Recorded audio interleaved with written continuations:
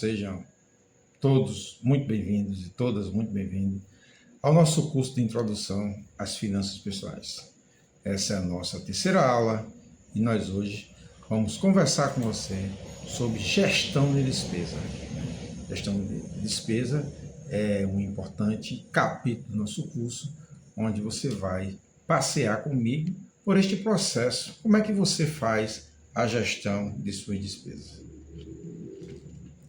Bom, a primeira situação que nós devemos pensar quando se fala de gestão de despesa é a gente imaginar como que a gente vai gastar aqueles recursos que nós adquirimos, seja através de salário, seja através de investimento, seja recurso extra que você recebeu, por exemplo, no meio do ano, quando você recebe o 13º, no final do ano, quando você recebe a outra parcela, a segunda parcela do 13º, seja o recurso do terço de férias, seja o recurso que sai ali do indenização trabalhista, enfim, os recursos extras, os recursos ordinários, né? Então você tem o recurso ordinário, que é aquele que você recebe mês a mês, e você vai ter aí os chamados recursos extras, que são aqueles que são decorrentes de outras receitas que não a receita vinda de salário.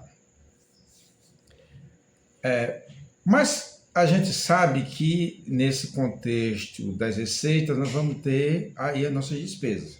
Então a primeira coisa que nós vamos voltar a bater na tecla é que você tem uma despesa fixa, né? Então, que despesas fixas são essas? Por exemplo, aluguel. Quem mora de aluguel sabe que tem uma despesa fixa para pagar todos os meses. Então, mesmo que você não tenha aluguel, você seja proprietário de um apartamento, você deve pensar no condomínio do apartamento, que é uma despesa fixa que você contrai essa despesa para o resto de sua vida.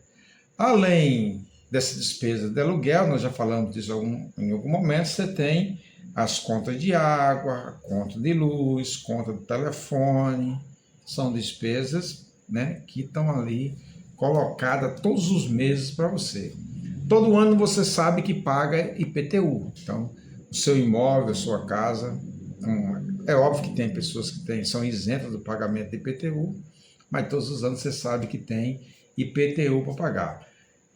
Quem é proprietário de veículo sabe que tem licenciamento e IPVA do veículo para pagar. Então, são despesas, né, que durante o ano você sabe mais ou menos onde elas vão acontecer e você já sabe mais ou menos os valores dessas despesas. Então, é isso que nós chamamos as chamadas despesas fixas. E nós temos a nossa segunda tipo de despesa, são as chamadas despesas variáveis. Essa você não sabe quanto são durante o mês. Então, por exemplo, quanto você gasta com alimentação? Você imagina que gasta 500, 600, 700 reais com alimentação. Mas você pode ter um acréscimo disso ou você pode diminuir isso, dependendo do tipo de alimentação que você vai consumir, a quantidade de alimentação que você vai consumir, se você vai receber gente na sua casa, se gente vai estar viajando da sua casa, se pessoas que moram com você vai estar viajando. Então você tem aí um aumento e uma diminuição desse custo. Você pode ter comida só feita em casa, você pode ter alimentação feita na rua. Então a alimentação feita em casa tem um custo, a alimentação feita na rua tem outro, porque feita em casa você emprega a sua própria mão de obra ou a mão de obra de alguém da família para fazer essa alimentação, então esse custo não está implícito nela. E aí você vai tendo aí a alimentação como um custo variável, né? Um outro custo variável que você vai ter é o entretenimento, né? O que é entretenimento? Teatro, cinema, a pelada de futebol, né? Os streaming, por exemplo, que passa a ser uma despesa fixa, porque ela vai entrar no mês como aluguel, mas que você pode cortar, né? Você necessariamente não tem que ter um Amazon Prime, ter aí a Netflix, ter a TV, a Apple TV ou coisa desse tipo, né? A Paramount, etc. Então você pode cortar essa despesa, então é uma despesa variável. Você pode ter aí os hobbies, né? A pescaria, as peladas, né? Aquilo que você faz assim, constantemente, que tem algum custo para você, alguma taxa, então você pode cortar essas taxas. Então aí você tem também aí a chamada despesa variável para isso. E outras despesas que são despesas variáveis que não constam, às vezes, do seu orçamento e que elas aparecem repentinamente. Bom, então a nossa preocupação, a preocupação de nossa aula de hoje é como a gente fazer, o que fazer para reduzir essa despesa. Afinal de contas, essas despesas, elas não podem ser maior de que aquilo que você recebe, aquilo que é a tua fonte de renda, que são os teus rendimentos, né, de um modo geral, juntando salário e outros rendimentos. Então, a primeira coisa que você tem que fazer para reduzir essa despesa, né, corte de despesas necessárias. Então, você precisa identificar e a partir da identificação de qual dessas despesas você tem, ela não é necessária na sua vida, né, para que você faça o corte dessa despesa. Aí você pode pensar que todas as despesas que você tem são despesas necessárias. Mas imagine, por exemplo, você tem a Amazon Prime e você tem a Netflix.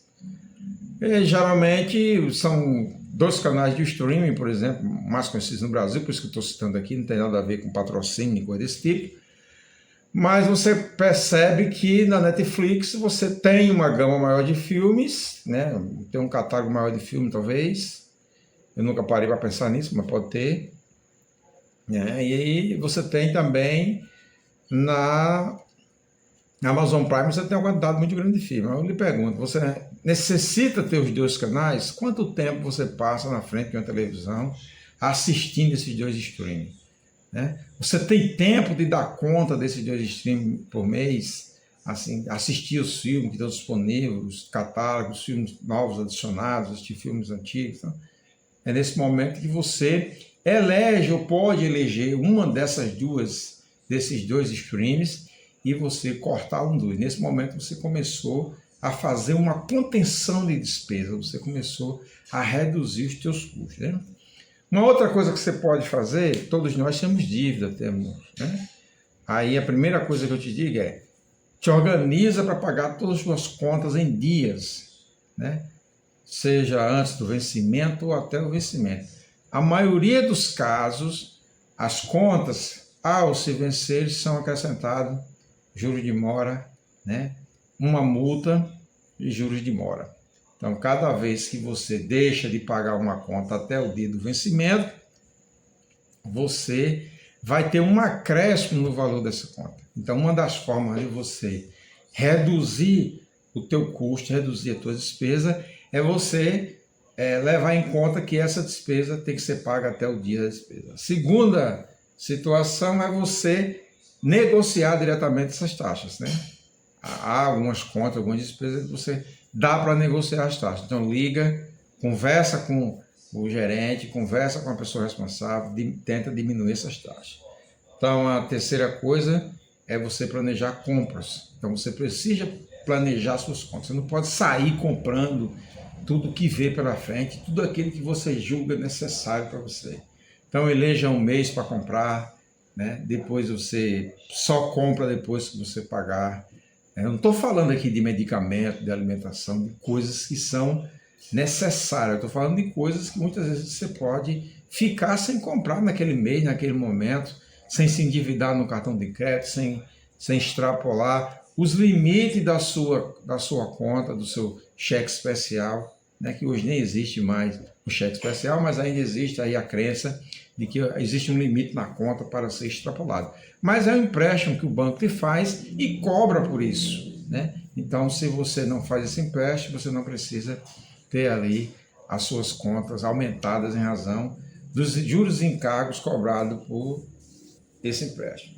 Outra coisa, você precisa se cercar de cupons e aproveitar as promoções. É fundamental que você tenha em mente que é possível você participar de diversas promoções e receber cupons que vai te ofertar a oportunidade de ter descontos em tuas contas, né?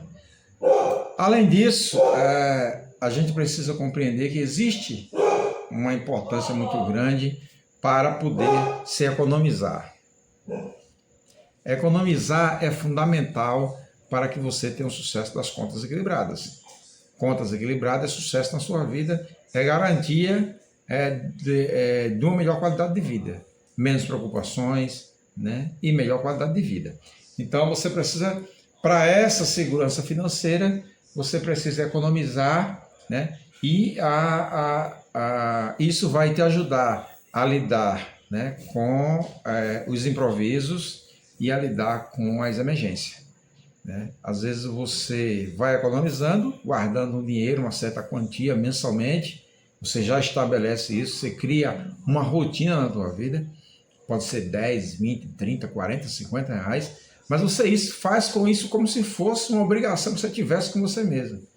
E de repente você precisa de dinheiro, é ali que está uma emergência.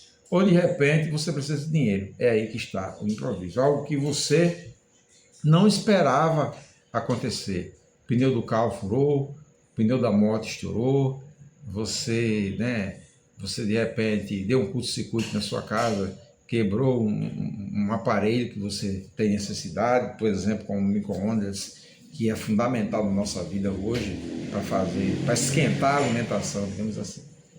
A terceira coisa que eu te oriento nesse aspecto de fazer da importância da economia quando você economiza, né, quando você tem um processo de economia, você reduz o teu estresse. Daí que eu digo que você tem uma melhor qualidade de vida. Né? Economizar pode reduzir o estresse financeiro, a tua preocupação com como é que você vai pagar a conta no final do mês. Isso te faz dormir melhor, e você dormindo melhor, você produz mais hormônio, que vai te deixar mais feliz no dia seguinte, com mais disposição para trabalhar, né? Mais disposição para encarar o dia a dia e os amigos, para dialogar com os amigos, uma convivência com os familiares. Então, é fundamental a economia. E 4, né? A gente precisa, eu vou te deixar aqui algumas dicas, né, para a gestão de despesa. Primeiro, acompanhe seus gastos. Bote tudo no papel, escreva numa agenda, registre, monitore cada gasto que você faz. Comprou um sacolé, um picolé, anota lá, 10 reais gastei. Almocei fora, anota lá, 10 reais. Faz esse acompanhamento. Se você tem um cartão de crédito, você compra no cartão de crédito, gera pontos, gera benefício para você, compra tudo nesse cartão de crédito, concentra nesse cartão de crédito, porque você no final do mês, você recebe, né? Você consegue ver a fatura e você consegue observar onde você comprou, quanto você gastou, em cada coisa que você gastou. E isso te ajuda no momento de fazer cortes, de economizar, né? Outra coisa, prioriza as necessidades. Todos nós temos inúmeras necessidades, mas a gente precisa priorizar, eleger quais são mais importantes e a partir dessa importância nós vamos reduzindo cada necessidade dessa, né? E a terceira e última dica que eu te dou é evite dívidas, né? Dívida é como se fosse um veneno para nós. Toda vez que a gente contrai uma dívida nova, a gente impacta toda a nossa vida, desde a vida financeira, a saúde física e mental. Então, é preciso que a gente entenda a necessidade de reduzir e de evitar dívidas, tá certo? Por último, eu quero deixar aqui algumas questões para as nossas reflexões, né, para a gente refletir. Primeiro, né, quinto, perguntas para nossas reflexões. Quais são nossas principais despesas? E aí você vai responder para você quais são as suas principais despesas para você começar a se organizar, começar a fazer seu planejamento. Segunda pergunta, como você pode reduzir sua despesa? Você responde para você. Como você vai reduzir sua despesa? Elenca ela, prioriza, corta. Então isso é com você e eu estou deixando isso aqui para você refletir sobre o teu planejamento financeiro. E terceira pergunta é, qual a sua estratégia para economizar? O que é que você está fazendo para economizar? Deixando na poupança? Depositando, deixando na conta rendeira dessas fintechs, desses bancos? Você está comprando ações, 2, 3 ações? Você está investindo em LCA, LCI e outras letras de investimentos, né? Eu sei que muita gente não sabe disso, mas tem a poupança para se fazer, para deixar lá um dinheirinho guardado. É o pior investimento que tem? Mas é uma forma de você investir, certo? Então, se você tem alguma dúvida e gostaria de